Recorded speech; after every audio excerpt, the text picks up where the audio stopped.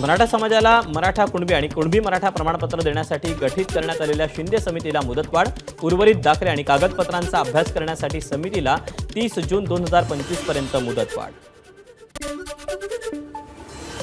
परभणीत हिंदीच्या पेपरलाही कॉपी, झरीतल्या महात्मा गांधी कनिष्ठ महाविद्यालयाच्या सेंटरवर 11 कॉपी बहादरांना पकडलं। या सेंटरवर संबर इथल्या महाविद्यालयाच्या 108 विद्यार्थ्यांनी थेट पेपरलाच दांडी मारली।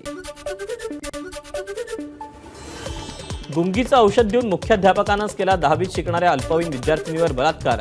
नांदेडच्या हदगाव तालुक्यातील तामसा इथली घटना। मुख्याध्यापक राजू सिंग चौहान निलंबित। ठाकरे सेनेचे खासदार नागेश पाटील यांची शाळा असल्याची माहिती।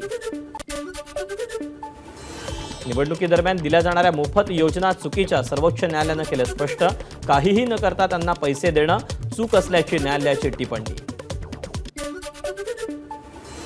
शिवसेना पदाधिकारी अशोक धोडी अपहरण आणि हत्या प्रकरणी घोलवड पोलीस ठाण्याचे सहाय्यक पोलीस निरीक्षक गजानन पडळकर यांची उचलबांगडी।